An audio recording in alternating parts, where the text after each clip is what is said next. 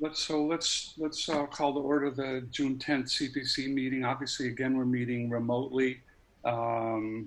People who may be monitoring this and have questions and are unable to join us on Zoom, they can email Amy Landau at it's A-L-A-N, or is it L-A-N-D-A-U-A, right, Holyoke.org. So again, that's L-A-N-D-A-U-A at Holyoke.org. And if anybody in the public is interested in providing comments or questions, that's a way to communicate them to us during this process. So let's jump into the agenda. We have agenda item number 1, which is review of the May 20, 2020 meeting minutes. I don't know if anybody has any comments on those, whether you think maybe we should table that and wait for Meg to be here, or I think we should table it. I make a motion we table them until Meg is here, so that, because there's a couple of things that I had that she might want to know about. Great. We have a second? Second.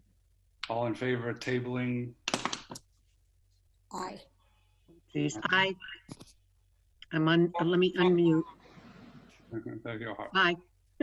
Okay, so we've tabled agenda item number 1. Agenda item number 2 is a report on the alternatives to the current reimbursement process. Rosemary and Mike, I don't know if you guys have had a chance to make any progress on that at all. Give an opportunity to give us an update or make open for discussion. So either Mike or Rosemary, you have anything to add to that? Rosemary, anything? Well, Mike, we never met. So I know. I did get some great information, and I think Mike got it also from Amy, in regards to how how Salem operates their budget, and I am familiar with how some of the ones locally operate. So I think, Mike, that for you and I, we should try to get together at some point. Sure. And meet. And I mean, if you're up to meeting face-to-face, I am. Sure. Okay. And then we can kind of move it forward. I think it would be good to have Amy on board to have some play into this. And then I don't know if there was anybody else who chose to. One of the things Amy, do you want to just give some clarification on what Salem said to us? Yeah, I also want to mention, I just heard from Megan. She did send you a message, Rosemary, and she says she's running a few minutes late, so she should be joining us. Cool. Yeah, can you hear me well? Because I have a lot of fans going. I don't have AC. No problem here. Okay, good. Yeah, that's good. All right. Yeah, I have this great contact who is a CPA staff person. She also works for the city of Salem in the planning department there, so she's very knowledgeable. And she told me that, let's see, she said that they only do reimbursement for non-city projects, which is what we've been doing. In other words, for city projects, they pay vendors directly. That's how we do it. But they do have a process outlined in a document she sent me in their contract that allows for vendors to be paid directly after the work is completed if it's arranged beforehand. She says no agency has used that option to date, and they have no process for paying funds up front. And what that document said, the part that related to it is, she said, for projects not located on public property, the recipient may instead request pre-approval for vendors to be paid directly when the recipient is unable to cover the expenses, and then request reimbursement. In such cases, so when the recipient is unable to cover the expenses and then request reimbursement. In such cases, prior to the purchase or work commencement, so prior to any work being done by the vendor, the administrator must be provided, the administrator of the project must be, or I guess that means me, must be provided with a copy of the contract or quote for work to be performed along with the vendor's completed W-9 form. And that has to be submitted 2 weeks in advance prior to requesting payment so that a purchase order can first be processed. Once the work is completed, a request for payment may be submitted by the vendor to the recipient on official letterhead, signed by the recipient and forwarded to the administrator. So there's a lot of paperwork involved in it, but it's kind of important because they're really trying to cover their tracks and make sure everything is above board. And they said vendor invoices should indicate the percentage of their total contracted work that's been completed.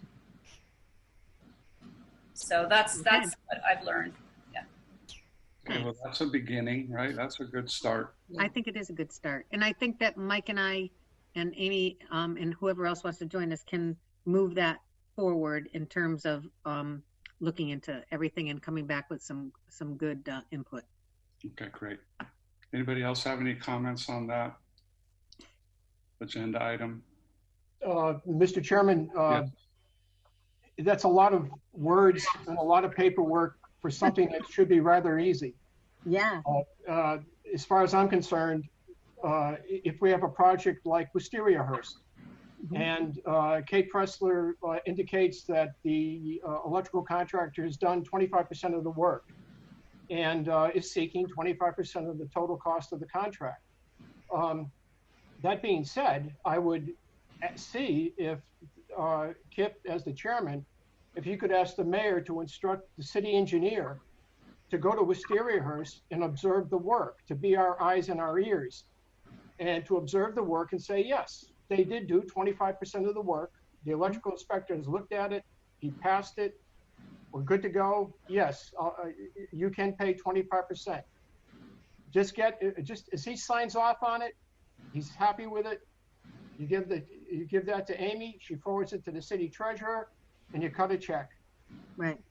And that's it. Then we have eyes and ears on the ground that confirm that the work was done. It was done according to code. The city engineer is happy with it. The plumbing inspector, the electrical inspector, whoever it may be, is happy with it. 25% of the work, they did it. They want 25% of the contract. Sign off on it, give it to Amy. Amy goes to the treasurer. They mail out a check. Okay. So just to add to that, one of the projects we did on Glowtech was that we needed to put up a sign. And so I reached out to Porcupine Sign out of Northampton, and they did the sign on Glowtech, and it came under the expenditures for the Conservation Commission, and it came in at $675, I believe, is right around there. And Conservation didn't have that money, so we actually, we submitted, just like you're saying, Mike. We submitted the payment, the work was done, everything was okay, and the city paid Porcupine Signs. So it all worked. Yeah, easy. Yeah, it was easy. Go ahead, Amy. I just wanted to point out, Mike, that with Wisteriahurst, this would not be an issue because they're part of the city. So we would automatically be paying their vendors directly.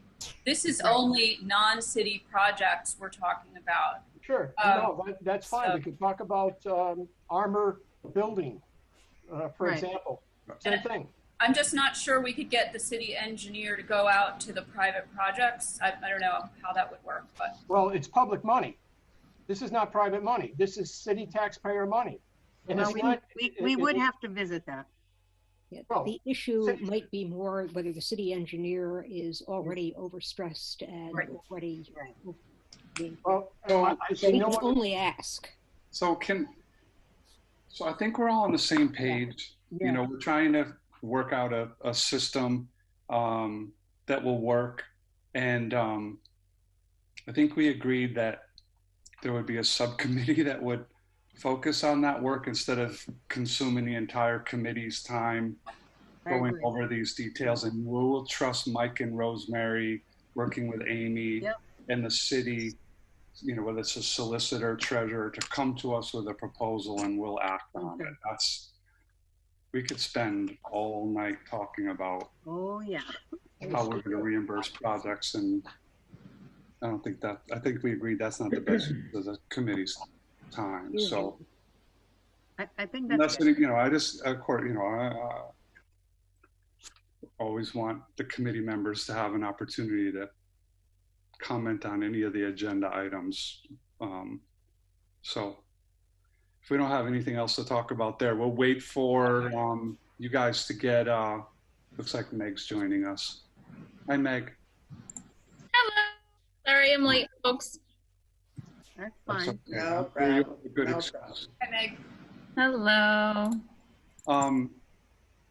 So Meg, we'll bring you up to speed really quickly. We tabled the meeting review of the meeting minutes. Okay. We may take those back off the table because you weren't here. And then we just had a quick conversation about the reimbursement process and some of the options, which Clear Salem has some language that is accomplishes what we're trying to accomplish, and Mike and Rosemary are going to keep working on it and bring something to us when they have some more definitive language. And Jay Ferreira has joined us, in case you didn't notice Jay. I don't know if you know Jay, but No.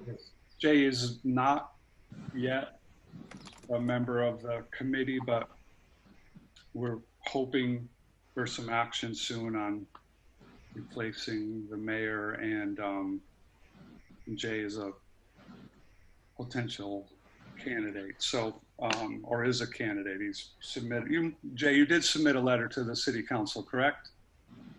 Expressing interest? Yes, I did. Yes. Okay. Maybe in like February or March. Right. So, Yep. so Jay's here. So if we don't have anything else to add to agenda item 2, we can move, Meg, with good timing, to agenda item number 3, which is, small grant application process. And that's something that you've been championing for a while. So, it's on the agenda. I don't expect that we're going to really take any action, but we should discuss it. I think, so I would ask you to finish that bite and then let us know what your thoughts are, where you are on that application or on the process. Sure. So I think that a number of communities across the Commonwealth have created these small batch grants, or, sort of micro grants, basically. And what I had presented, I think it was back in February or January, was this idea of creating an amount of money that would almost be encumbered towards those. And that way, and this would be for moving forward in future cycles, would be able to deal with those outside of the regular funding cycle. So if we said we're going to put, forward, $10,000 towards micro grants that were, $2,000 or under, or $1,000 or under, like we could decide what those caps are, but that we would make a really simplified application process, and that we would make it so that folks could just kind of jump in when they were ready. So if someone had an idea, they could go on the website, find out information, and just make a move on it. Because I feel, especially for kind of more lay folks, the idea of knowing exactly when application cycles run, when funding cycles run, might not work with you suddenly discovering this is a possibility for you. But I think it also, the idea of doing a small or micro grants program, I think also points to a need for more interaction with the community.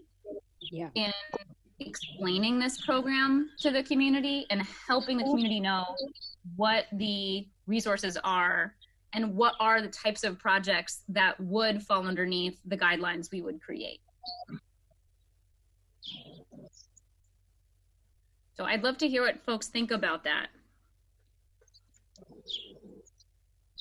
Well, I think it's basically a terrific idea.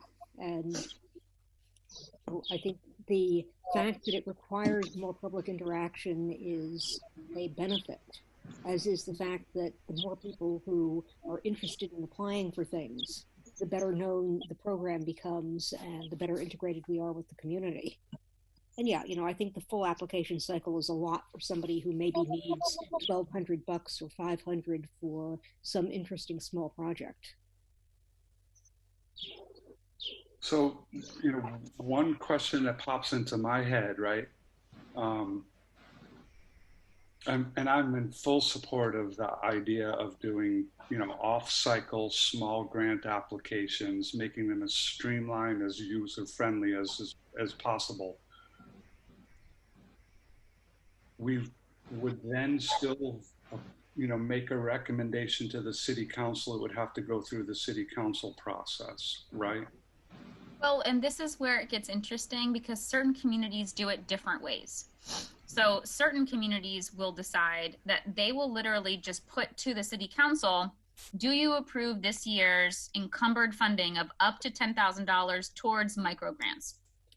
And that's what the city council will vote on and approve. And then there's a subcommittee or one person kind of spearheading it, like maybe the vice chair, or I don't know how we're going to structure that, but one person sort of like spearheading that piece that's then like reviewing it with the CPA staffer to make sure that they're actually meeting the criteria. And then a report is then given to the city council around which projects were funded under which criteria, but not each individual one goes in front of the city council.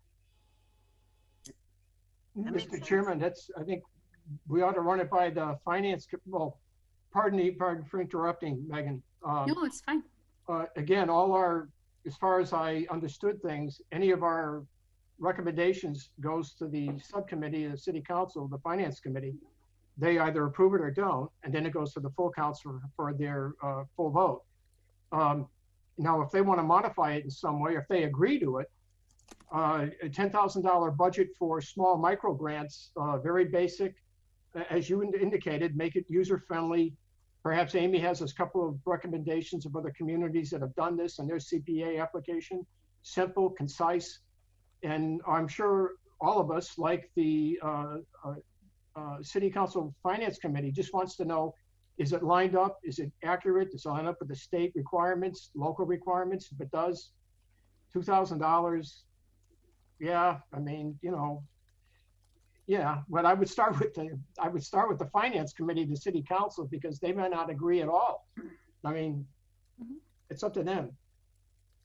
I do think that this particular way of using CPA, I wish Michael was here. Like, I'd love to hear more about what he thinks, as a liaison to the city council, because I think we would definitely need the city council to be behind not just the idea, but the process that's created. Can I just clarify too that the proper term to use for putting aside that money isn't encumbering. Okay. When you encumber money, it's because you're taking money from one fiscal year to the next fiscal year. So that's, it's like, it's not about a particular issue. It's about the whole budget, actually, whatever budget you have left over at the end of one fiscal year, and you want to encumber that amount to put it into the next year. But yeah, and I think that would be a great idea. That's something that the committee should vote on at the beginning of the fiscal year in July 21.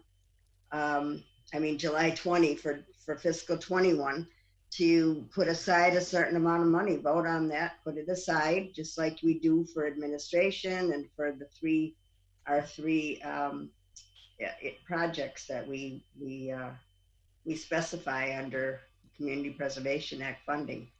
So which reminds me, Amy, did you start the process of encumbering our budget for next year, or do you want to wait to talk about that later? Well, I was just looking back at an email. I've had some back and forth with the tax collector on the encumbering idea, and it doesn't quite make sense for CPA, but I have to like reread what she wrote. What I wrote to her, it's hard to do right on the spot. So. Okay. Well, encumbrance goes through the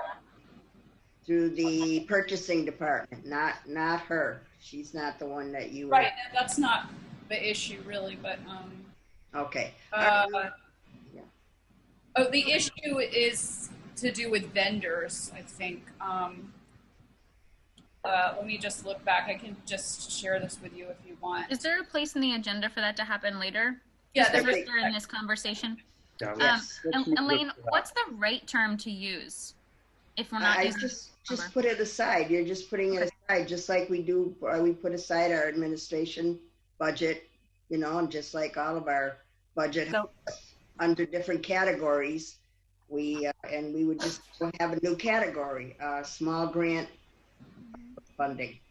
I would love to, if there's someone else that would like to work with me on it, I would like to, because I had put forward here's what a sample application might look like back in February, but I'd like to build out a little bit more, like looking at, like Northampton does this and a number of area communities, and pull sample projects, because I think we should think about what kinds of projects we think this might be best suited for. And one of the things that came up in February is this idea of like one and done, right? Like simple projects that are just going to get shot down the field and completed, not projects that require a lot of partners or require, you know, funding that would take years for an organization to pull together, right? But kind of simple projects that could be completed in a single fiscal year. So that was something I'm thinking about. And I'd love to pull sample projects that we think match our criteria and come up with like a criteria list of like, here's what we think would be a great kind of project for a microgrant. So, But you don't want to limit people to what's on our list, right? No, the criteria, right, would be something that any project could be then scored against, right? But the models would just be to give examples of how this is played out in other communities. Mm-hmm. Yeah, okay. Can I just ask a question? So Meg, are you saying that for each fiscal year, for example, a certain amount would be set aside out of that estimated budget for this? Right. Okay. That's the proposal. Because that way you know when you're funding other projects that this is money that's been set aside, and that frees it up to being able to be you know, used off cycle, so they don't have to be in lockstep with the application cycle of every other applicant. But it would be a little confusing if it wasn't, like, say a certain amount was set aside for this fiscal year or for say, FY21. It would be confusing if it was spent in a different fiscal year. It would just get a little hard to deal with all the multiple budgets. So right. We totally, I think it makes sense to say, again, because we're kind of thinking of these projects as being done within that fiscal year, to say, you know, it's just for this fiscal year, and whatever that money, you know, if there's anything left in the account at the end of the year, that section of the budget, that it would just be moved into the general fund at the end of the year and rolled over. mm-hmm. okay, thanks. So just to summarize, you know, the idea is to develop a small grant application form. Part two is to submit something to the city council, which would be a recommendation that X amount of dollars be approved by the city council to be dedicated to these smaller projects, which would therefore not require further city council action. Is that accurate? Yes. And who knows? I don't know. Without Michael here, I don't have any sense of how that would be perceived. Well, and you know, I think it's a part two, because if the city council were not excited about the idea of giving us a blank check for you know, small grant projects, would mean that we just have to forward them, you know, our recommendations for funding of specific projects. We can ourselves internally develop a budget and say, we're going to set aside 10 grand, you know, for small grant applications. And then we just have to, you know, bring them to the city council when we're asking them to fund it, instead of having like pre-approval for those projects. So in either case, I mean, I think I like the idea of not going back to the city council for 10 projects of $500, you know, but Amy having to write orders for everyone. Yeah, and if that's the will of the city council, I don't think that kills our small grant application idea. So we'll cross that bridge when we get to it. But I do think it's worth asking because, you know, we're about to head into the summer season, and anyone who has attempted to get anything through the city council over the summer months is all too aware of the long holidays that they generally take. And, you know, if somebody has a small grant where, you know, time really makes a difference, Right. it would be hugely helpful to just be able to say, Finance Committee, you don't even have to bother with this. This is going to be done by the time you're back. I'm in full agreement, and if I were on the city council, I would vote that way, but I don't have a vote there. So we're at the will of the city council. So I think that's a great, you know, I think it's great to get some momentum going on this. I'll point out that that I heard Meg ask if anybody else was willing to help her with this, and I didn't see any hands going up. I just don't want to make the criteria list myself. Like, I don't know if I feel particularly comfortable doing that. Like, I'd love someone else, even if I could like run it by someone before bringing it to the full CPA. Well, and of course we have Amy who's there, who has a lot of experience with this issue and can be that support for you too. But again, I'll just throw out there, I didn't see anybody's hand going up. And mine didn't go up. Mike, you want to work on that? Mimi, do you want to? I'll help out Megan if you want, or if you'd like to do it. It's up to you. Well, I am afraid of my own potential unreliability. I would be happy to be part of a team on this, but I don't want Meg to be relying only on me. Okay. Well, maybe I could. Well, if I could draft something and then send it out to Amy and Michael and Mimi, that would be great. I would appreciate that. Yeah. To be involved at that level. And as the project develops and I know more about what my time looks like and whether I'm going to have to flake on anything, I may be able to take on more of it, but I can certainly do that much. All right. That sounds like we made a lot of progress. Amy, do you have something you want to add? I just wanted to mention to Meg that we can also, you know, consult with Stuart Saganor, because, you know, I don't know if you already have done that or not, but because I didn't know that we could do this, like, you know, that this has been done without saying what the project is. So maybe we could find out about other communities who have done it. Yes. Yeah, I know the one case that Stuart did mention a while back was Cambridge using this method for how they handle the small homeowner grants, because they didn't want individual homeowners' names kind of brought forward and having to be individually voted on by the city council. Yeah. And I think with a small project, there might just be also some additional discomfort with people, you know, feeling like, well, I don't know if this is going to be funded. It has to go in front of the city council. Mm-hmm. Yeah, no, that makes a lot of sense. That's a great point, Meg. All right, so we wrap up that agenda item unless anybody has anything they want to add to it before we leave that. All set? Right.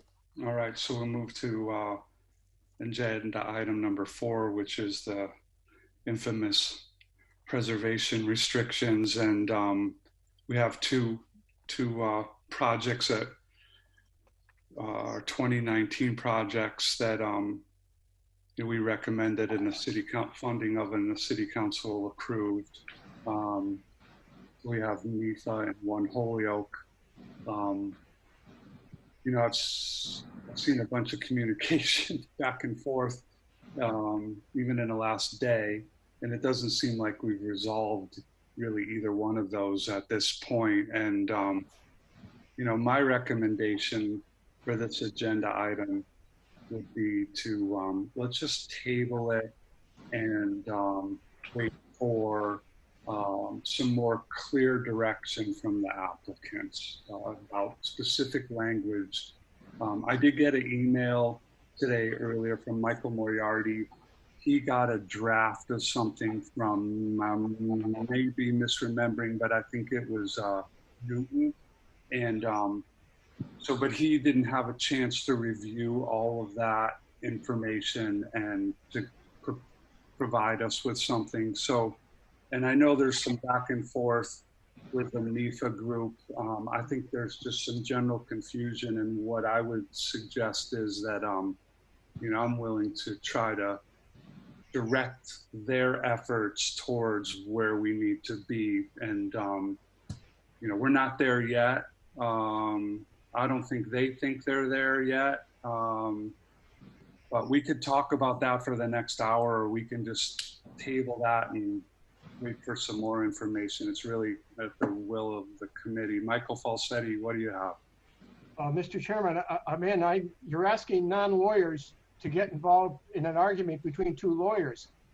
As far as I'm concerned, this should be handed to Amy, who would then hand it off to the city solicitor and say, what avenue should we take? We're not recreating the will, or we're not instituting a new policy. We just want clarification on what city solicitor is comfortable with. And if she's comfortable with it, then we're all set. I mean, we could be here, as you said, we could be here all evening. And we have two lawyers, and we're going to try to interpret. You know, I don't know. Other thing is, you know, I'm happy to table it in large part because, I mean, not only are you all right, we could talk about it for hours and we won't get anywhere. But as far as I am aware, you know, MIFA is still at a point where they are nowhere near where they would have to be to begin any work on it. There is no urgency, therefore, to getting this done. We're not holding them up at all by tabling it and letting the lawyers work their will. So, you know, I just see no reason for us to drive ourselves crazy attempting to deal with it tonight. So, I have a question. Go ahead. As a point for clarification, again, I guess I was misunderstanding this whole issue because as you said, kept reading all the information that's been going back and forth. It seems that this is a phenomena of a preservation restriction, that when you put a restriction like that on a project, it's for the whole project and not just for what we're funding. And I guess I didn't understand that that's how preservation restrictions work. Why should we tie their hands, MIFA or anybody else, or Mike Moriarty, about his whole project, when we're just funding, like for Mike Moriarty, we're just funding the outside? That's all we should have the restriction on. I don't understand why it has to be for the whole project. Well, and I guess I didn't understand that was the issue here. So it is. Go ahead, Amy. I'm sorry, after you. No, but the benefit to the city is in the entire project being restored. That is the hook on which we are able to give them any money at all. We have no interest. There's no clear public benefit to just having the sconces restored. So our entire grant to them is written, you know, the terms were written for the city council, making it dependent upon the completion of the entire project, including the exterior, the interior, all of the historic renovation that they proposed. If that isn't all done and all fundable, then our grant is, you know, eliminated by, you know, eventually they're going to run out of time and the money automatically comes back to us. The point here was that the public benefit was in having the entire project done, and therefore the conservation restriction, or rather the you know, that's my confusion. I don't understand, because yes, we're funding the sconces, and yes, we don't want to give them the funding unless they're going to do the whole project. That's fine. That can be written in there. But why does the preservation restriction that we're putting on this project have to involve the fact that they have to follow the preservation restriction on the whole project? That makes no sense to me at all. I mean, why do we need to be involved in their whole project? We don't, and we don't want to be. So let me interject. Yes. Okay? Yes.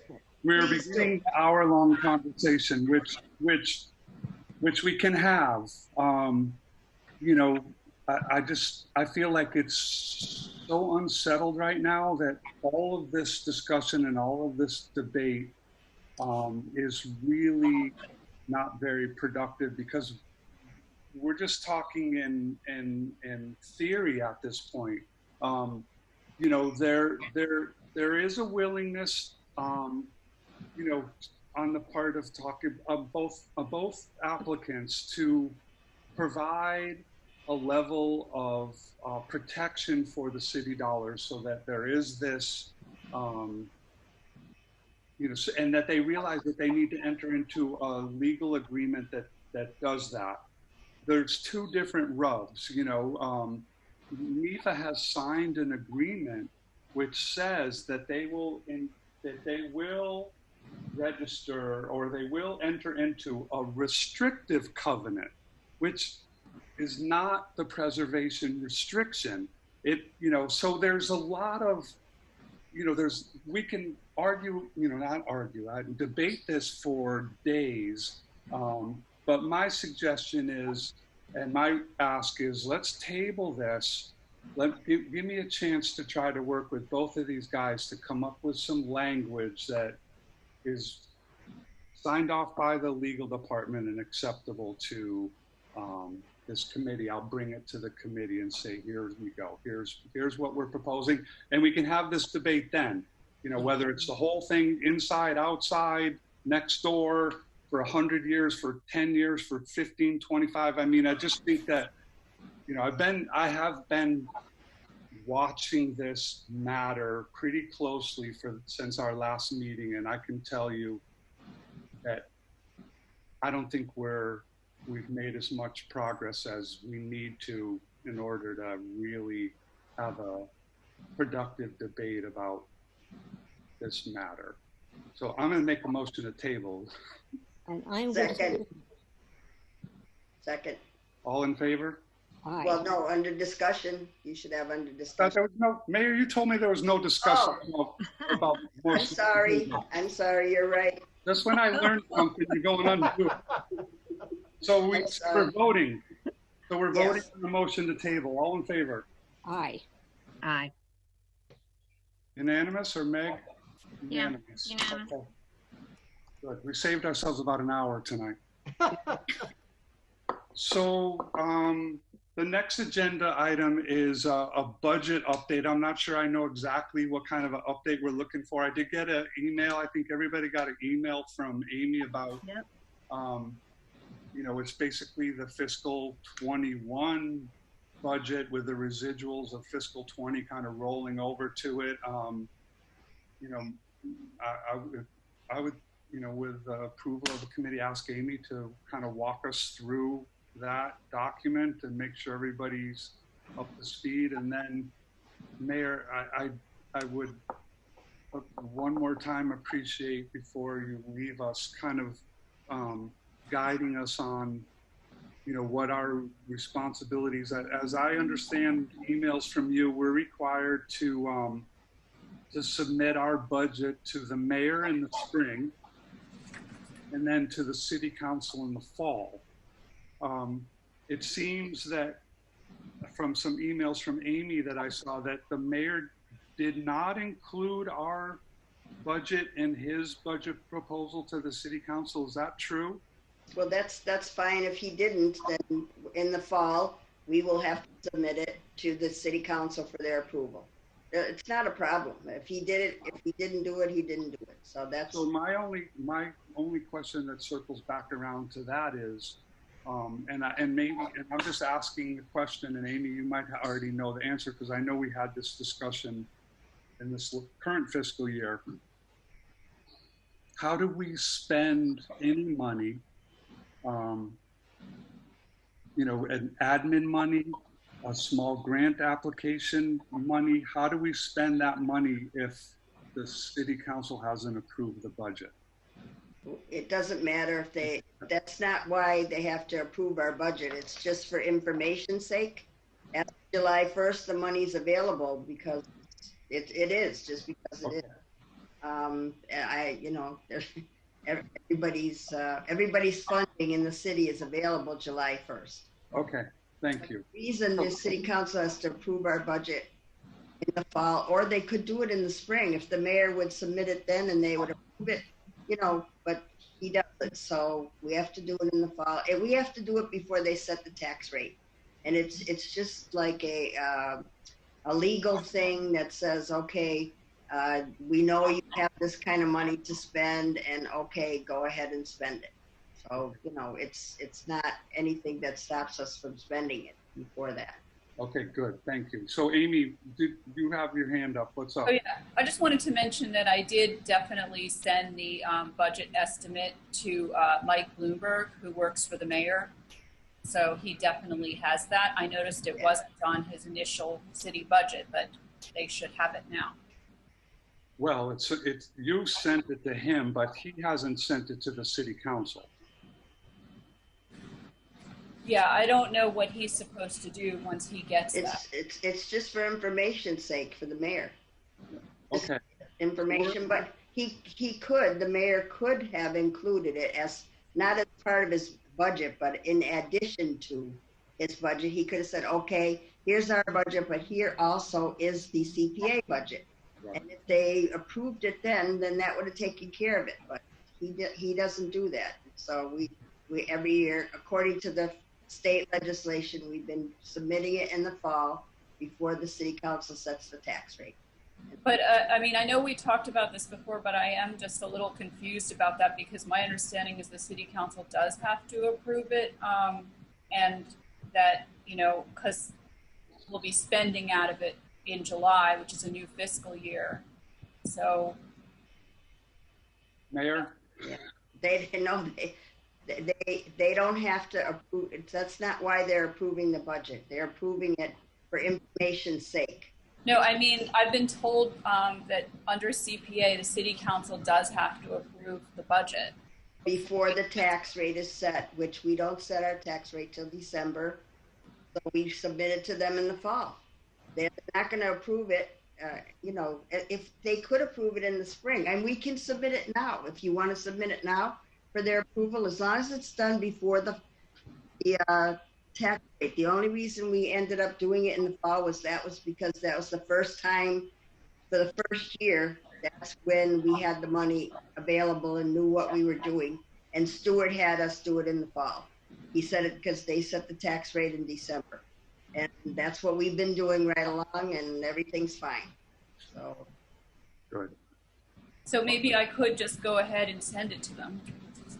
You could send it to them now. Yeah. Like I could send it to Mike Sullivan. Have him submit it. You could do that. Yeah. Yeah. Might be good to be on the safe side there.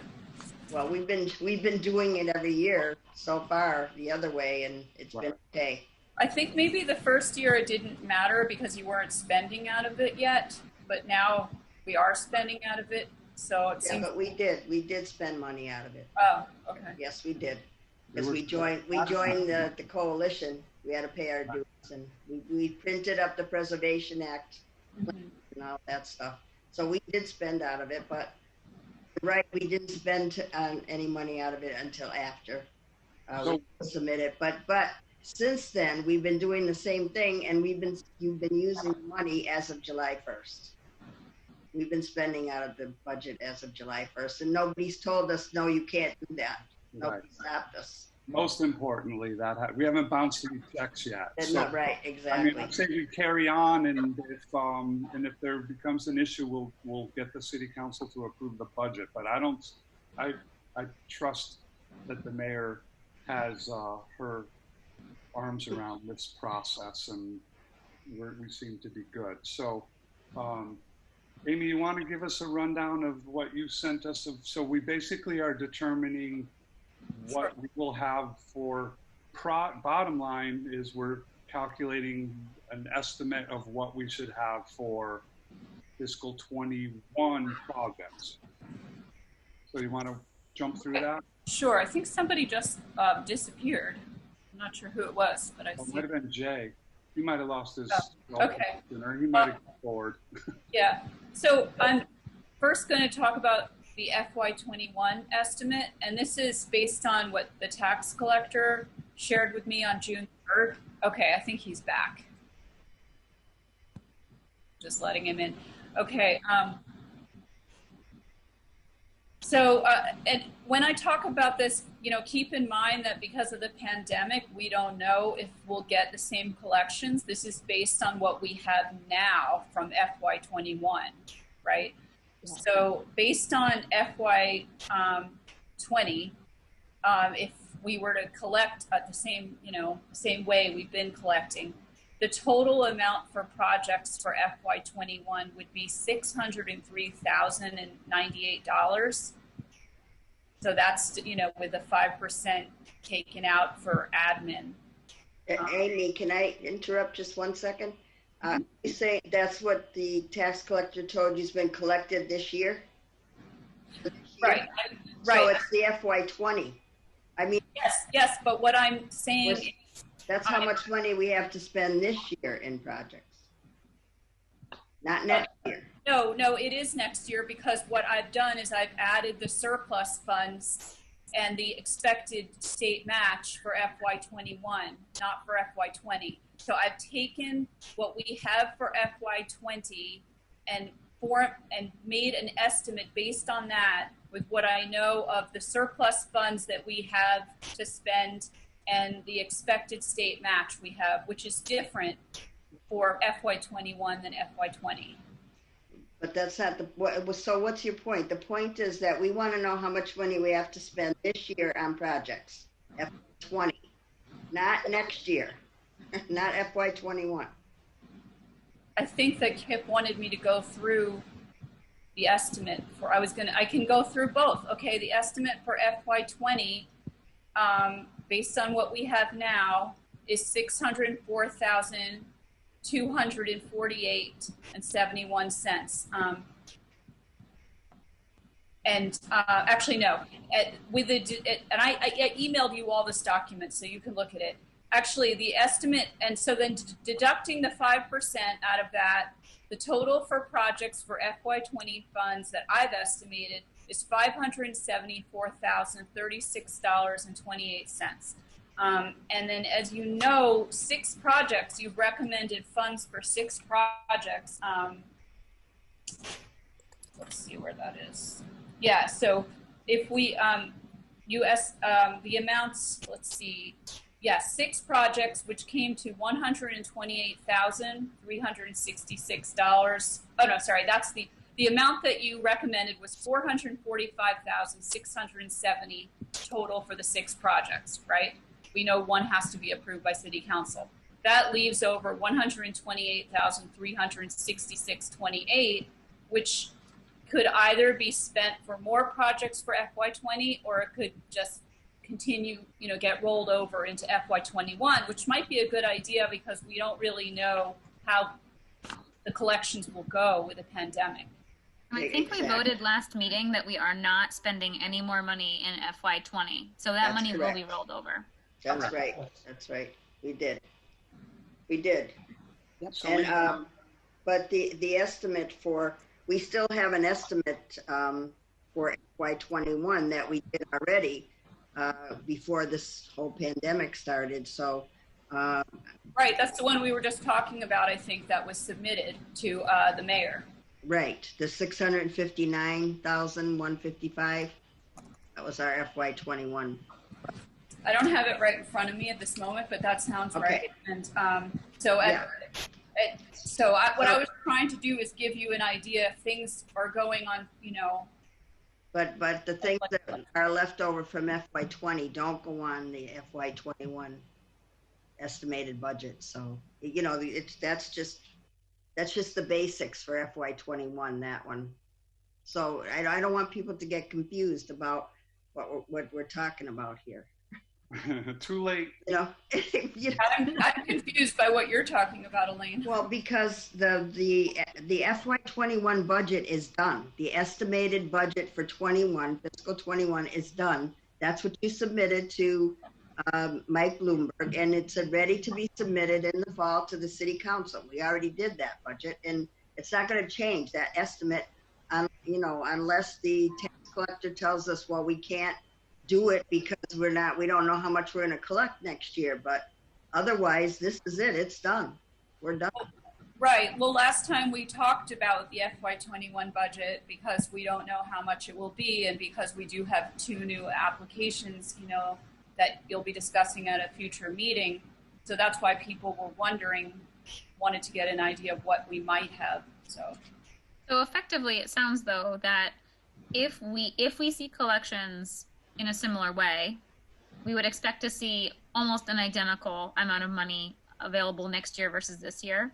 But of course, we Right. know the collections are going to be very different. So I Right. guess one of my questions is just, at what point do we think we might know that how collections are going to be affected and to what extent? We won't Never. until the collections start coming in next year. We won't know. So, but so here's my point. that's So what- does that mean that as a result, we should wait and really Yeah, delay Look- looking at programs until, for example, we have, when's the first collection start? July, right? July 1st, When does the first quarter end? 3 months later. Okay. Every Well, 3 thank you. months, every 3 So- months is a collection.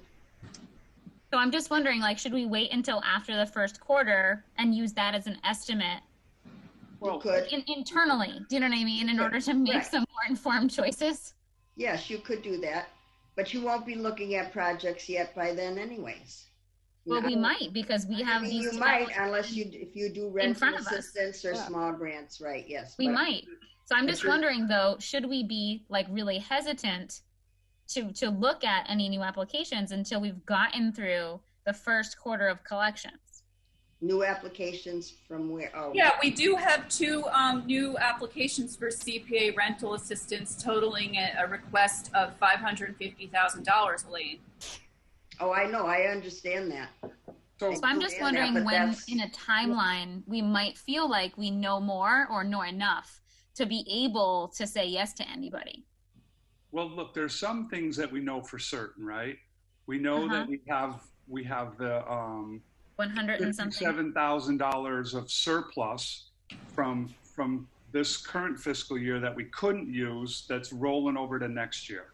And we know that we have amount of money that we didn't allocate this year, fiscal 20, that's going to roll over to fiscal 21. So, you know, what's that number? Is what, 120,000 or something like that? 366. Yeah, we will roll over. How much? Can you say that again? 128,366. So And how right much there- was the amount of money that the state gave us that we couldn't spend this year but would go into FY21? Yeah, that's 57,105, the surplus funds. Okay, so we know we have that. There's that, and there's also the state match, which is right now estimated to be 11.2%. It could be more, but of course that also depends on how many Collections. Yeah, collections. Yeah. There are, these are estimates, right? This is a budget. These are estimates. We're making our, Absolutely, you know, absolutely. and that's what we're reviewing. You know, it's budget estimates. We know we don't have the money in the bank yet. We have some money in the bank. That's my point. And we're looking at, you know, if I look at what Amy sent us dated today, you know, total estimate for projects for fiscal 21, we have $728,000. Now, that is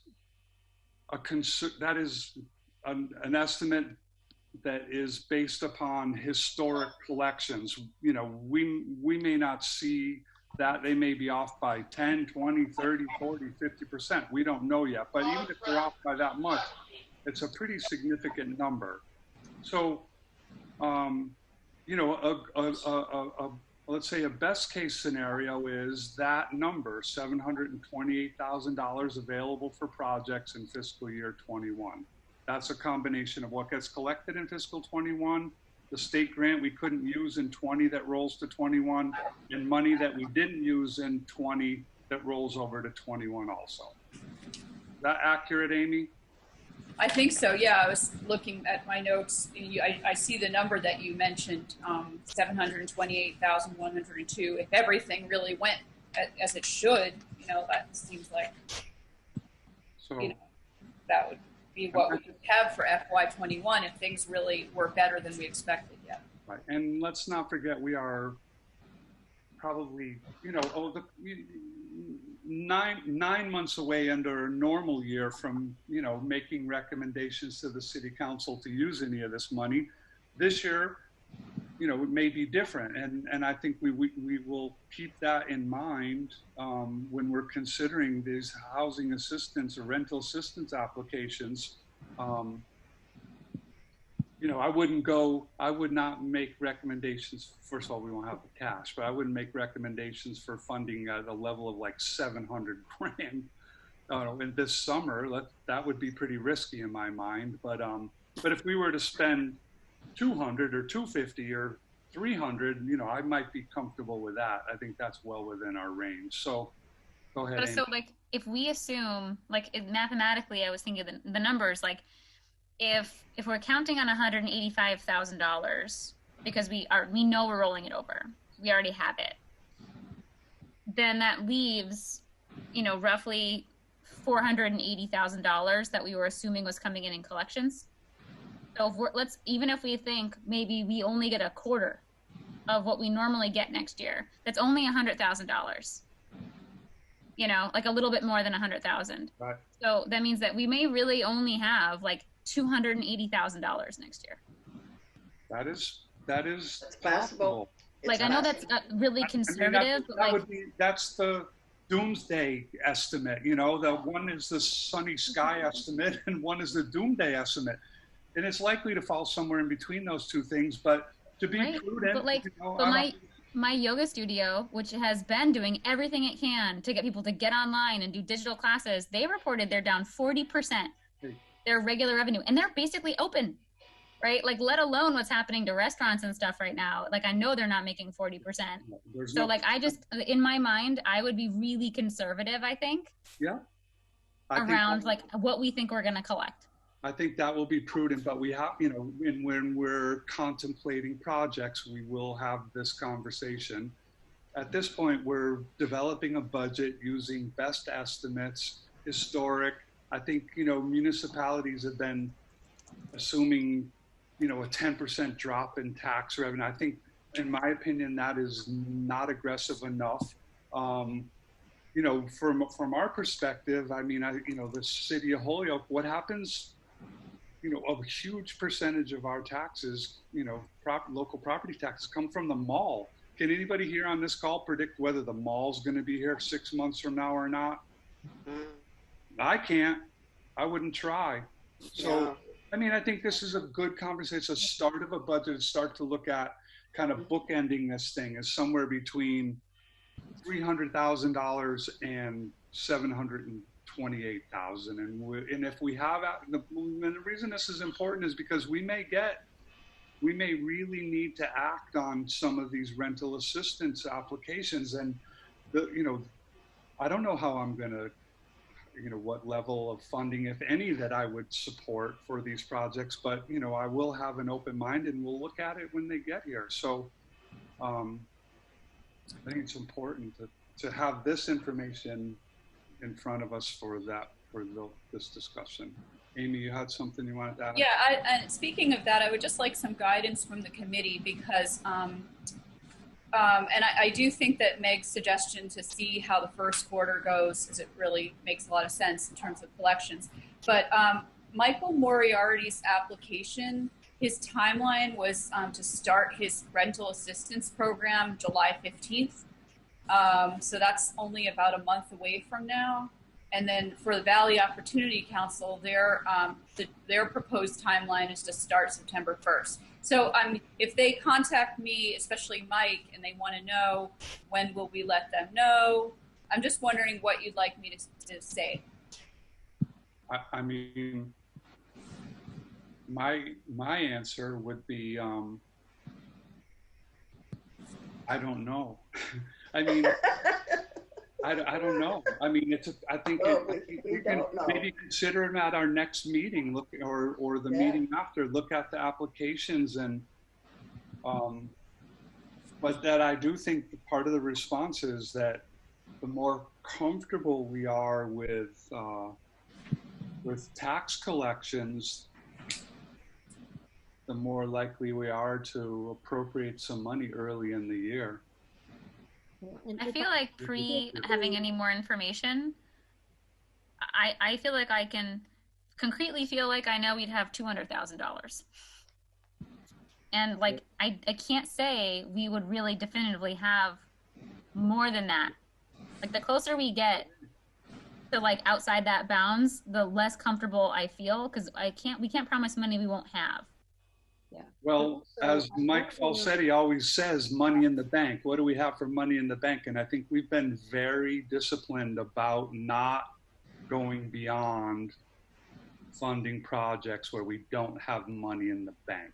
So, but we're gonna look, someone can make a motion to fund a project and we'll debate it and we'll take a vote and we'll see how it goes. I mean, the majority of the committee will rule. So, But if I may, just to the point I think Amy was trying to make, realistically, it doesn't matter, I don't think, even if we have emergency applications and Mr. Moriarty is thinking about July 15th. There is no scenario in which we are going to conclude that we should fund this and get the recommendation through the city council and have it approved and have the documentation done by July 15th. I think that Mike knows that, and I think that as a result, I would be very surprised if he were actually expecting us to be able to fund anything before certainly late summer. So I'm not sure that, in fact, we don't have plenty of time to wait and see how collections go. I agree. I agree with Mimi that we'll have to go back to Mike Moriarty and tell him that July 15th is just not a feasible date for us. And he may know that. That may have been something that he just floated back when he was thinking the emergency might come sooner than they're now contemplating. Okay. Mike Falsetti, you have something you want to add? Mr. Chairman, both Valley Opportunity Council and Mike Moriarty know this. They've been through the budget crises and everything else. They know this. This is just a quick way to make a quick buck. The wheels of government grind slowly, and it's the summertime, so that means they'll grind even slower. So it's unrealistic to think we're going to get something by late August, if we're lucky. So no, I tell them you're going to have to wait. I mean, that's the nature of the beast. I agree. Yeah, I'd love to get a little bit into the quarter to have just a sense of collections so that we can create some sort of internal estimate of where we really think it might land. Yeah, I agree. I mean, I wonder how the city handles it, just for the regular city budget, because they work the same way on a projection. So I wonder how they handle it if the actuals don't match the projection. Well, how they continue to run. This is they unprecedented. fire people. We'll find out. We'll find out soon enough because This is unprecedented. Schools are already told, Amy, if you have a position unfilled, don't count on filling it. This is unprecedented. Nobody knows how no city has dealt with this in our lifetimes. And so nobody knows what the revenues are going to be from these things. Let's all keep our fingers crossed and hope that they're fine. But I'm not going out and buying a new car. I put it that way. Yeah, right. Okay, so look, we got a good start on the budget, Amy. Thank you. I think it's very helpful to have this, again, as kind of the bookend. Like if all the collections went great, we roll over all this extra money, we would have a decent amount of money. Let's make sure that, that Michael Moriarty and Steve Huntley know that, the committee's open to reviewing it, but there's some concerns about, what actual collections are going to be like versus the budget that we have, and certain reluctance to dedicating 100% of our funding to an emergency application early in the year. But that we're all open-minded about, being convinced that collections are going to be fine, and we need to do this now, and we'll deal with it then. Anybody else want to talk about the budget at all? I think you guys have covered it. I think we did too. Mayor, do you have something that you wanted to say? No? About the budget? Yeah. No. Okay. I do want to take the minutes off the table though, so that we can. Okay. But other than that, I'm all set. Okay, so let's. That was the last budget item, wasn't it? I mean, that was the last item, wasn't it? Yeah, and then we have a couple others to discuss quickly. Okay. All right. So let's go back to agenda item number. We'll take that off the table and consider the a review of the May 2020 meeting minutes. And if everybody had a chance to review them. Anybody have any comments, suggested changes? Yeah, I have a couple. Did we approve the April 30th? Yeah. Yeah. Okay. All right. I just wanted to make sure on that.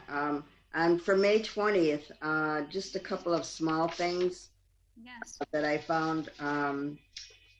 In the first paragraph under consideration of 2020 applications, in A, there's just a typographical error there. It's the second last sentence to the bottom of A. You can use it in. It says 2/4. That was given 2/4 FY21. You see that? The second line from the bottom of A. I see. We can use it fiscal year 2020. That's the sentence I see. No, right above that. Oh, thus could not be appropriate towards this year's budget.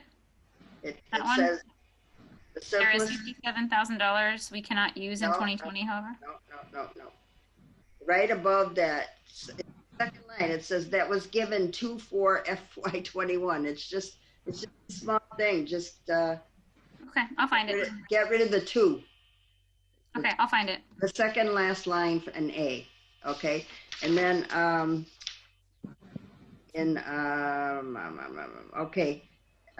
under other business, about let's see, 1, 2, 3, 4, 5, 6, 7 lines down.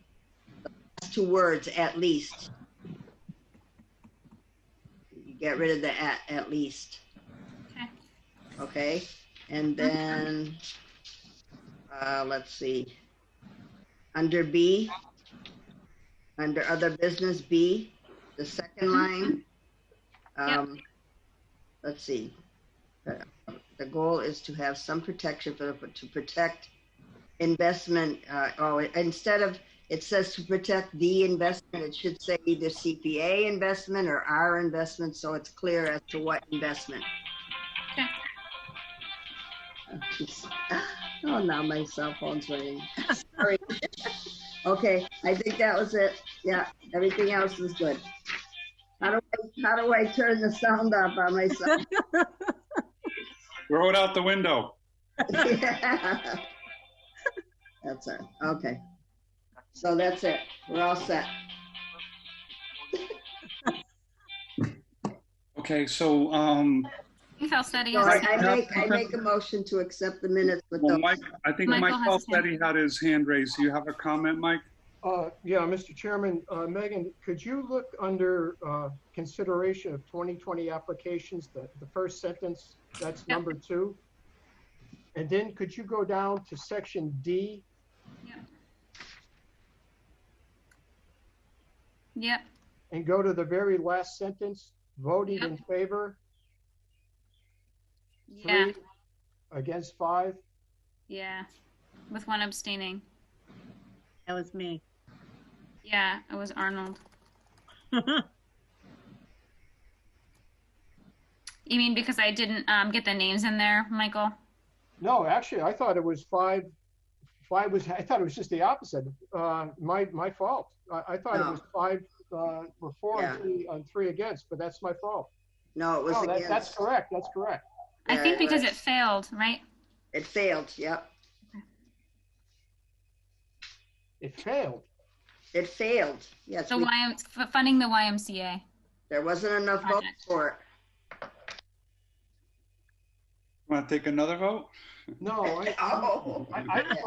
Mr. Chairman, I thought the city council voted for it, but that's me. Maybe I'm confusing my council? policies. No No, worries. didn't. my fault. No, We no. rolled over $185,000 largely because we didn't vote for any projects in Parks and Rec this time. No, that's fine. Yeah. Perfect. We're all set. All set, Mr. Chairman. Okay, great. So someone was making a motion? Oh, yes, I made a motion to accept the May 20th meeting minutes with the corrections. Second? Amy, a second? No, it sounds like we have about 4 seconds. All in favor? Aye. Aye. Aye. So moved. Thank you. Okay, couple quick more things. So Amy laptop. Amy laptop. We have a She has a new name. Not Lando, laptop. Amy Lando's laptop. I didn't think I could say that without fumbling my words. So we have a quote for a laptop of $1,162.77. We're looking for, committee approval to spend available administrative funds to purchase that laptop. So, Is there second, is there some reason why? I mean, I know that Rosemary. We have to have a second before discussion.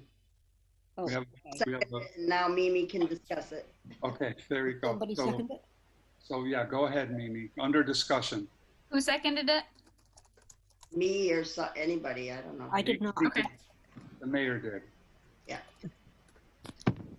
So under discussion, go ahead, Mimi. You were going to ask a question. I just would like to know, I understand that Rosemary has made a laptop available and that it is sitting on Amy's desk at City Hall. And before we spend $1,000 or $1,100, I would like to be assured that this is a genuine need and that there is some reason why, the technical specs of what have been made available are not sufficient for the work Amy is doing. And, I think that ought to be an easy thing for Amy to explain to us if, in fact, she needs this laptop. Go ahead, Amy. What's your response to that? Okay, so actually I have that laptop that you're talking about, Rosemary, but the issue is now first of all, that laptop is, okay, let me explain that now there's a new issue, which is that the main computer that I use at City Hall, which has, that computer is having problems now. I actually went into City Hall yesterday to try to do a requisition order for a payment, and the computer could not turn on. There were problems, and it's an old computer, and it's had lots of problems, and I couldn't even do this requisition order on that computer. So what I'm thinking now is that it's not just like that, oh, I need this extra laptop in addition to the city desktop. Is what I'm thinking now, and what's been suggested by the city IT is that if we were to purchase this laptop, it could be the computer. So it would be the computer that I would use at City Hall and at home. And it would just be a great, good to have a functioning Swift computer that will work for all the things that I have, all the files on it, and that I can bring home, especially because this pandemic is going to continue for a while. And the laptop I got from Rosemary is pretty limited and has had problems with connecting remotely. I've had trouble with that, as well as the one that I got from the city, which is a old used computer from the Holyoke Public Schools, which a lot of people have been having problems with those as well. So I get messages saying this is blocked, you can't do that, this and that. So it just seems that, now that the regular computer is also having an issue, that it would just solve that problem just to have a mobile computer that could be used both in the office and at home, and that would just be important for this work. Have a reliable computer, Right. Yeah. No, I'm just looking for, what are the technical specs on the one that you've got? Can it be easily and inexpensively upgraded? How does the one you're proposing to get compare to that? And I'm hearing better, faster, but I'm not hearing this one does such and such a wireless thing that the other one can't do no matter what I do to it. Well, I have had worked with IT many times with problems with both computers, both the one, that's what I'm saying, both the one that Rosemary gave me and the other one. And the other thing is that the one that Rosemary gave me has a very small display screen. So to be using that for all the things that I do would be difficult because I'm often looking at many different documents, especially when I'm looking over the city solicitor information and, comparing the conditions that the committee wants with what's on the what's on the contract and so forth. It's a very small display screen. So if that was the only computer I could use, it would just be like the type is very small. Everything would be challenging to do. I'm used to having a larger display, especially as the main computer. And we do have at least $10,000 last I checked left for admin and before the end of the year.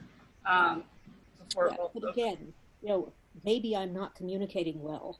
I hear you saying that tech support has looked at this, but I'm not hearing any specifics. This is all like a bigger screen, and it's really hard for me to make a purchasing call without more information personally. I mean, I wouldn't, for myself, expect to buy a computer without looking at, okay, this one, here are the Wi-Fi protocols it can use. Here are the specs. Here is what it is capable of doing if it is running perfectly, and here's what it's not capable of doing.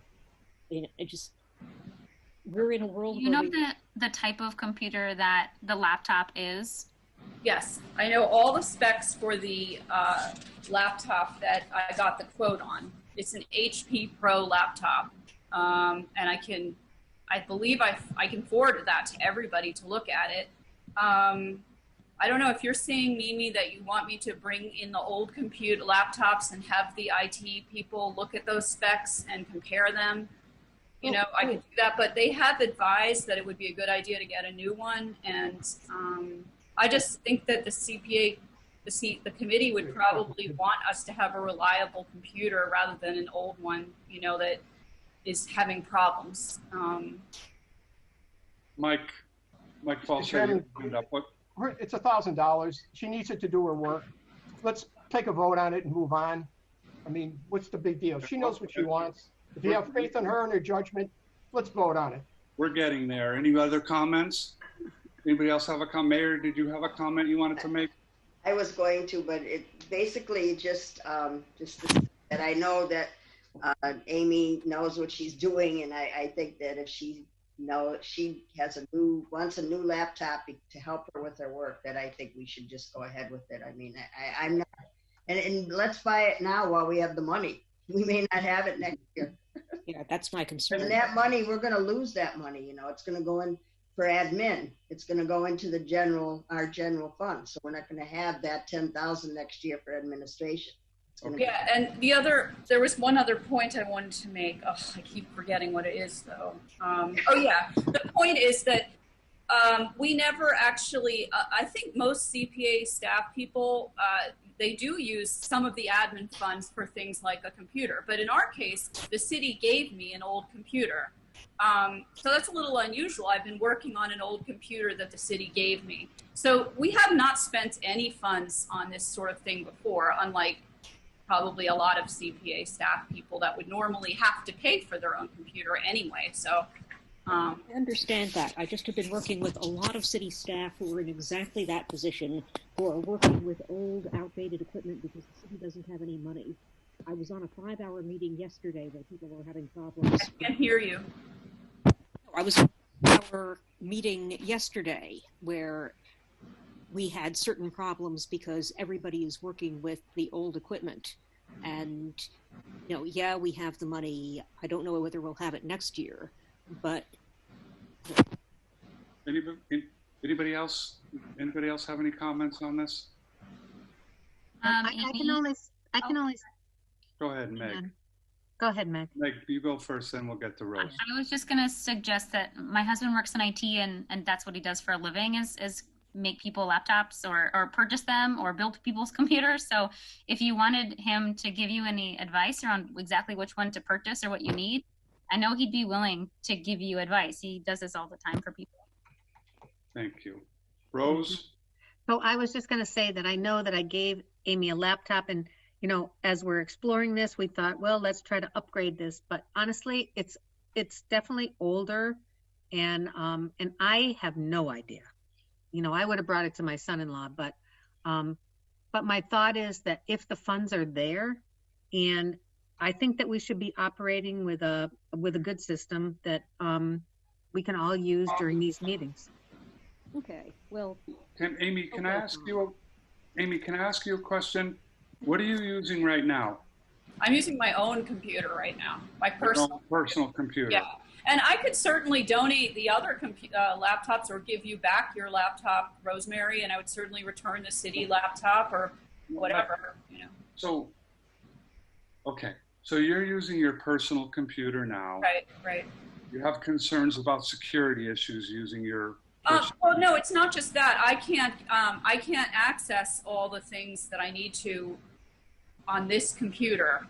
I can't get into the city files on this computer. It has to be a computer that they set up, and they're not going to set up I wouldn't want my personal computer to be set up by the city IT. They would need to do it through the computer that they had quoted on, that they would purchase. And so even though I know what Meg was saying, but I think the city employees go through their city IT staff for computer orders. That's how it's done. But yeah, so it wouldn't work to do that.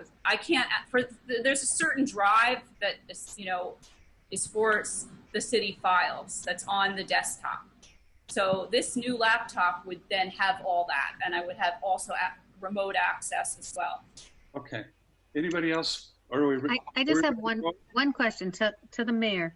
So there's funding there now for that we have in admin, and it goes away if we don't use it? No, it doesn't go away. It goes into the general fund. We can't. In other words, that $10,000 can't go into the administration budget next year. The $10,000 goes into the general fund. Yeah, they don't. Our general fund. I see.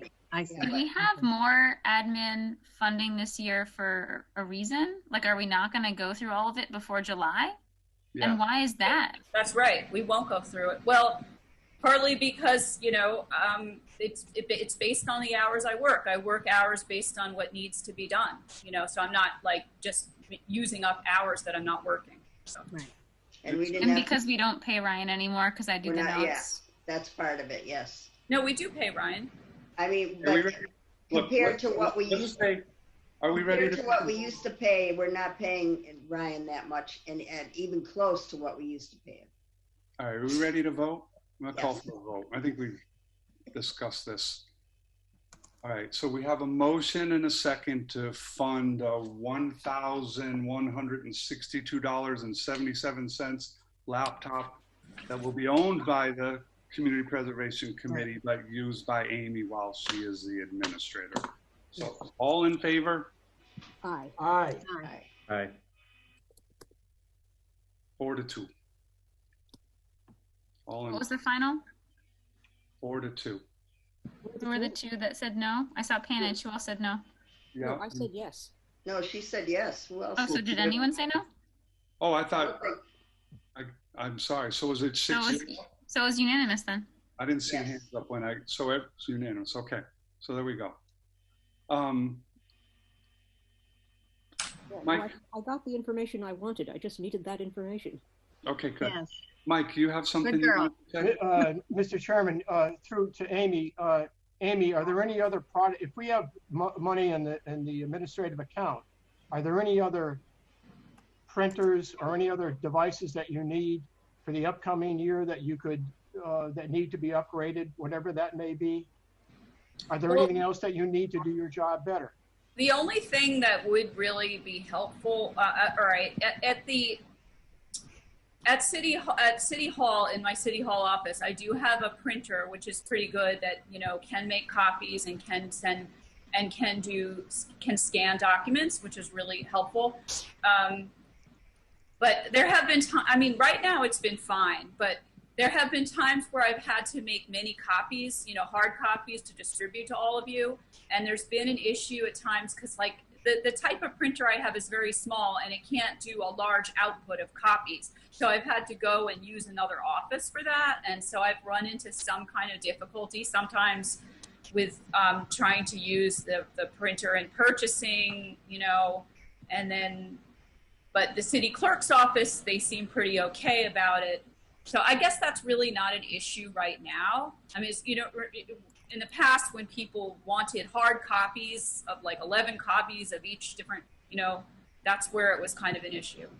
So. Mr. Chairman, with your permission, this is not to purchase anything, but if Amy could use a more commercial printer, for the lack of a better word, could she, with your permission, arrive at a budget figure and what the model number would be? And if we got the money, let's help her out and how she does her work. These are tools like anybody else needs tools in a commercial office. It sounds to me like you've got a residential grade operation, but you've got a commercial or a commercial need. So you have now you have a commercial computer. Then if you think you need a commercial printer, search one out, find out what it costs, and just bring it before. It's no guarantee you'll get it, but if we had money in the budget this year, then let's use it to make your job a little bit easier. And the person that comes after you, that may do your job a little bit easier. So how would, I hear what you're saying, Mike, how would we deal with that? Because ask her to come up with we could just make a motion to approve up to X number of dollars to. No, okay. No, I didn't say that. Okay. Mr. Chairman, I asked Amy if she wouldn't mind formulating a budget for a new commercial printer. Okay. That's it. And get all the qualities and characteristics that she needs to do her job and do it more efficiently and better as a new piece of equipment. And then bring it before us and we can discuss it as we just did with the computer. That's it. Good idea. Thank you. So, okay. Mayor? I just want to say one quick thing. Talking about Ryan, we should find out how much we owe him for the last few months. Yeah. And pay him before the July 1st date, before the new budget starts. Okay. I was just texting with him to see whether they needed me at that finance subcommittee meeting. So I'll shoot him a text while we're as we finish and ask him to make sure he gets any hours that we owe him in so we can get paid before July 1st. Great. Is that for just posting agendas? Yeah, pretty much now. Well, I don't know how much he has to do with meetings or, if he works with Holyoke Media. I don't know. Yeah. All he's doing pretty much is posting the agenda. Yeah. I mean, we probably don't have a big bill with him. We'll see what it is. Yeah. Can somebody just post the agenda and we don't need him? I know. I've always wondered why I can't do that. Like, I mean, I don't know. You probably can. I've asked in the past when they had Eileen, who's no longer there, can't I just post things, directly on the website? And that's never been made available. But I guess one benefit to having Ryan, at least he needs to be involved in some way, is that he may know if there's another meeting that's going to be planned that kind of takes more precedence over our meeting. Although now City Council has a separate Zoom account, which is why tonight we're able to have this meeting at the same time as, I guess, one of the City Council or Finance Committee meetings.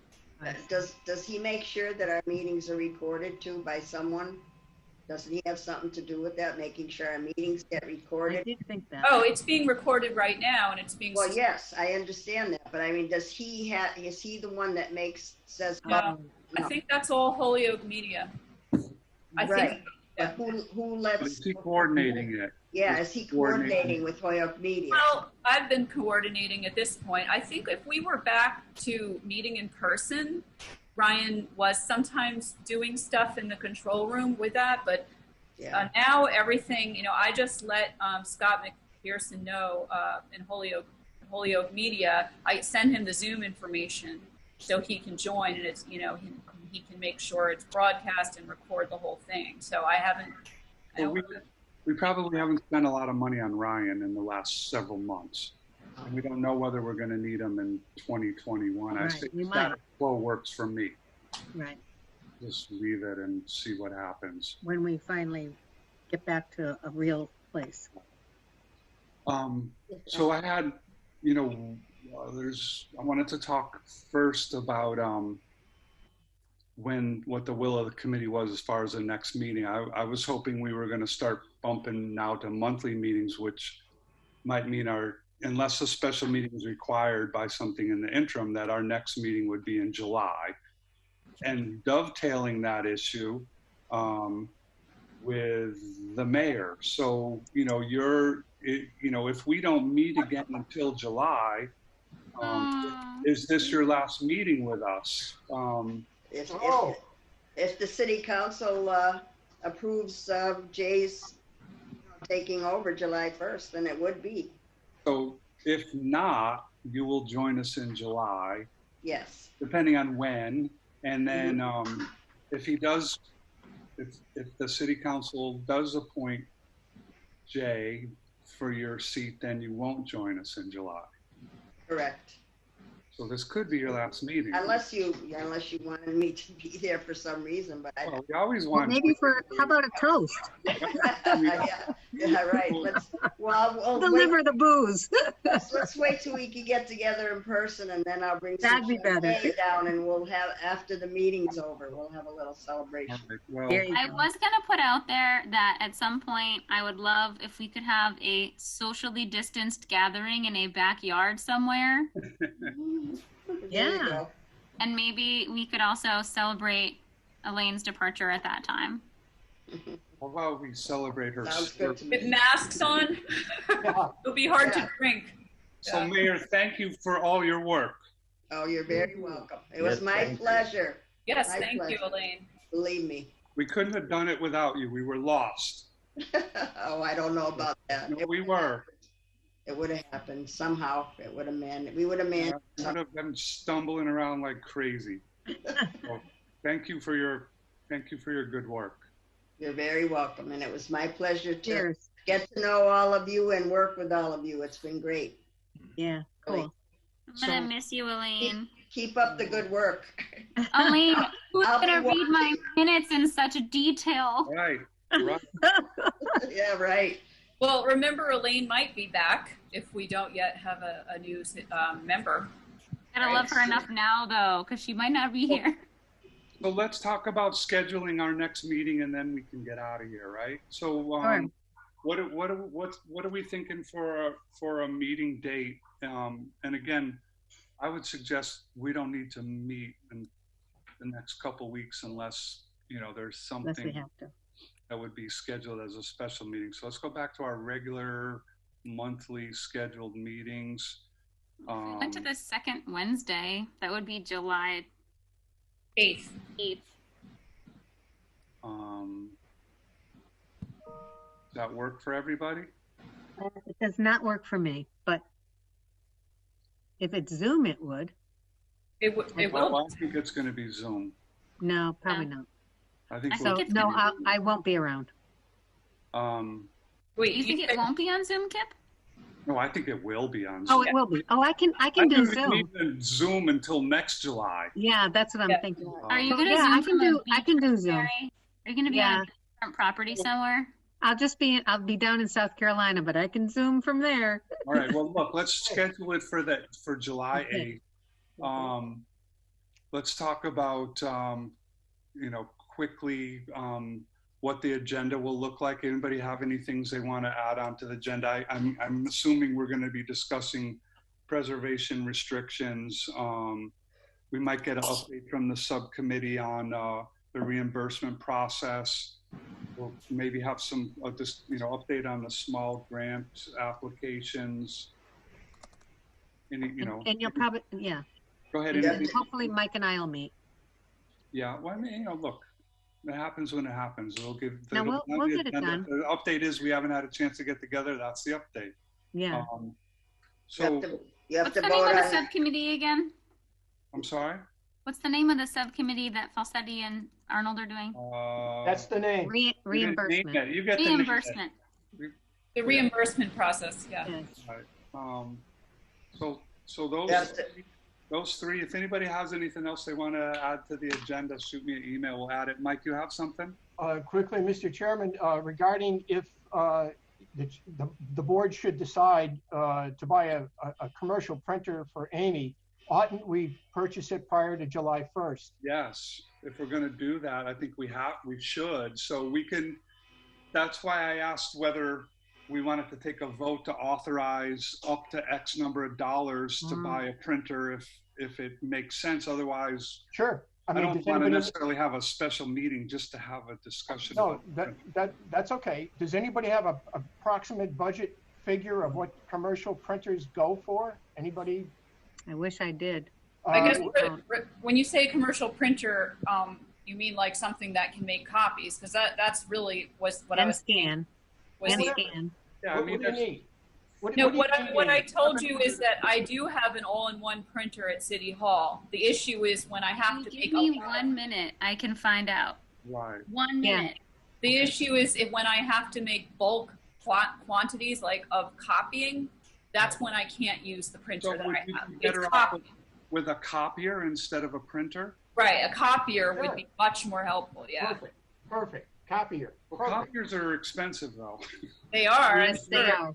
I mean, a big copier is thousands of dollars. And Yes. like I said, the city clerk office has not given me a problem with it, but I haven't made large quantities of copies on there, and maybe I won't have to. So I don't know if this is a necessary thing. I don't think it is. Well, Okay. I honestly, I think that if you had a really good printer and you could just scan something and then send it to everybody, that's a hell of a lot easier than using a copier. Whatever. Yeah, I think I think My that's- husband says that a decent commercial black and white is 200, maybe 250, and a decent color printer commercial is like around 400, 425. Okay, but we were talking about copiers at this point. So no, let's go with printer. let's just look. I don't think we need one, right, Amy? You're not. This isn't impacting. I don't need one at all right now, and you know, and I don't really foresee needing one for a while because I think that everything is being done remotely right now. Done. Okay. Okay. No problem. So we have those agenda items. We're going to meet July 8th. One more thing on your agenda, Go ahead.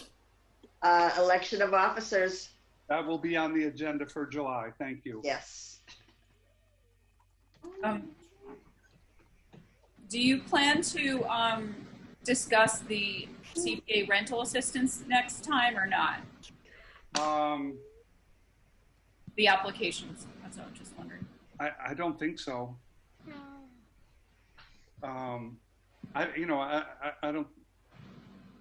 I don't think so. Unless we need to, then we will. You know, if somebody, if Steve Huntley or Mike Moriarty are like, we really needed to deal with this now, then we'll add it as an under the other. I don't want to schedule it as if that's going to be a main focus of our meeting. Anybody else feel differently? I mean, I'm happy to add an agenda item if someone thinks we should add it. I'd be happy just to figure out historic restrictions. Yeah, Well put. me too. All right, is that it? Yes. Mayor, why don't you make a motion? I make a motion, we adjourn, no discussion. Favor? Okay, Thank you, bye, everybody. Stay well. everybody. Good night. Stay Good well. night. Okay, bye everybody.